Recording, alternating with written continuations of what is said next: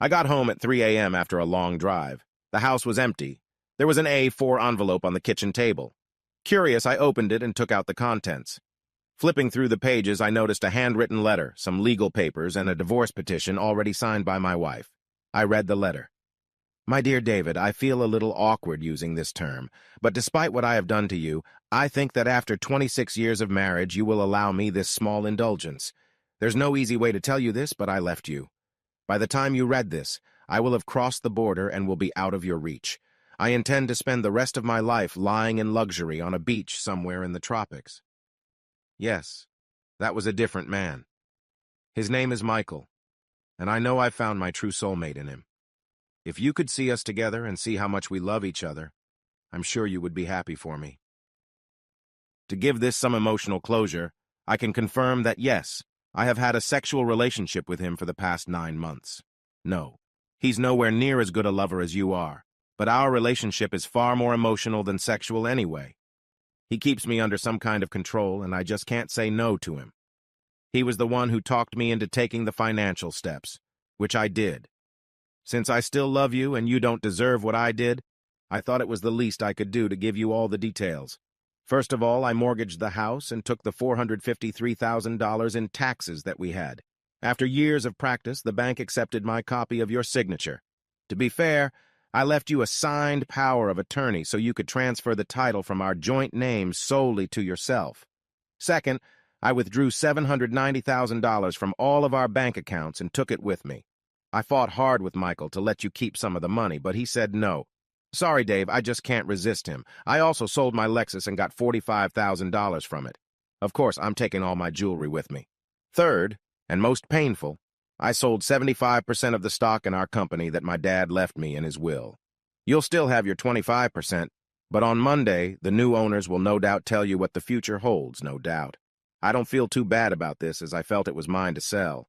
I know you wanted to keep it as a foundation for Jody, Ryan, and Pat, but Michael and I need the money. We had to sell the stock cheap since it was a cash deal and a little iffy. I've never met the people who bought it, as I worked through a middleman, so I don't know what they are like. Trust me, I sincerely hope they keep you as manager and Ryan stays there. The $5.8 million that this deal brought me, we're taking that with us, too. Don't think it's all one-sided. Michael also mortgaged his house, using the same trick I did, and cleared out his bank accounts. He also took all of his wife's jewelry, which I thought was a bit sneaky. His share is much smaller than mine, but still amounts to over $1.2 million. The only concession to decency he made to her was leaving his wife with power of attorney and clean-signed divorce papers. I feel a little sorry for her, but since I've never met her, I'll live. I'll continue. Please find the attached blank divorce petition. It already has my witness signature on it. I don't want you to get your hopes up that I'll come back. I'll live happily ever after without you. It seems unfair to me that you have to wait 12 months to divorce me because I left you. I expect you to file immediately and keep all our assets for yourself. Hopefully, 25% of the company will provide you with a decent retirement. Please give my best wishes to the children, and if you can, protect what I have done. I know they never forgave me for that affair 5 years ago, but it will still hurt me to never see them again. When I get settled, I will send my friend Cindy an address where you can send me letters. I believe she will never open it to you. She doesn't like you since you turned her down when she came to see you that time. Again, if you can find it in your heart, I would love to get pictures of any grandchildren we end up having. After the 7-year statute of limitations is up, I might even go back and see them. I understand if you don't want to see me. Well, I won't be flirting anymore. You may notice that the bottom of this page is creased. That's from my tears. You don't deserve this, and I am truly sorry for my weakness. The only thing that gets me through this is the thought of spending the rest of my days on the beach in the arms of my one true love. Goodbye, my dear David. I will always remember you fondly as a wonderful husband, father, and provider. I'm just sorry I can't match your love and devotion. Kate. I had just finished reading with a small tear in my eye for the lost 26 years when the front door opened and Lisa walked in. She looked as tired as I was. She smiled, walked over, gave me a chaste peck on the cheek, and sat down across from me. You came back quickly. Did you get a letter too, Liz? There was no letter from Dave, just the divorce papers and power of attorney, you cowardly skunk.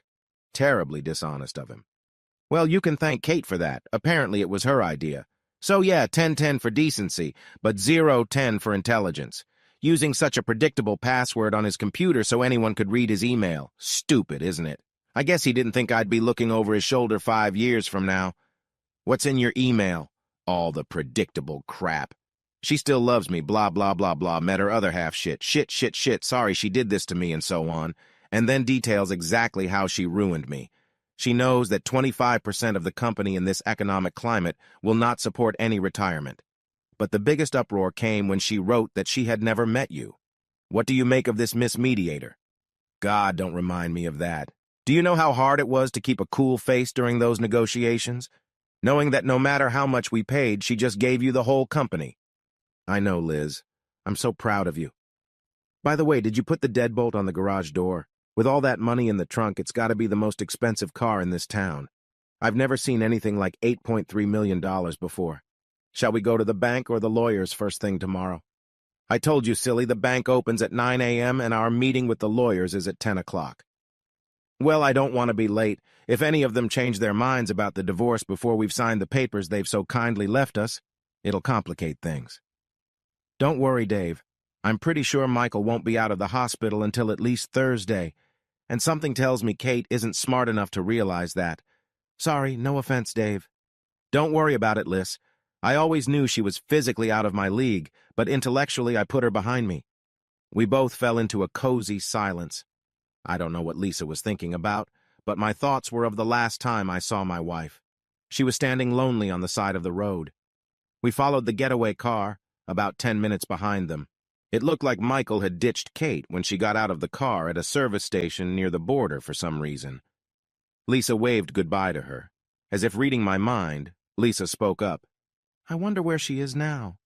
I hope she's safe, in a cell somewhere. Honestly, calling the police to have her arrested for forging signatures was just my way of protecting her from predators on the highway. I believe you, Dave. Being a considerate gentleman is just one of the things I like about you. By the way, do you think I could sue the bank for letting her do this? We'd make a decent profit that way. Well, Dave, don't be greedy.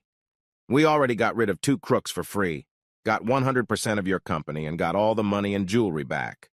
What more do we need? After another cozy silence, my concern for my friend prompted me to ask the next question. How are you doing, Fox? Well, a little sad, but I'll get over it. Thanks for asking. Whenever I feel bad about this, I just have to remember the look on Michael's face when you ran his car off the road. He was an arm's length away from me at the time. It was priceless. You don't think you're going to get in trouble for beating him up? I know it's a man thing, but you gave him a good beating. Why do you think I waited for him to cross the border? Anyway, what do you mean I'm in trouble? You mean us? I saw you kick him in the balls at least 8 times. It's already done. A few days in the hospital will give them time to deal with the extradition warrant. He's not going anywhere. There was another silence.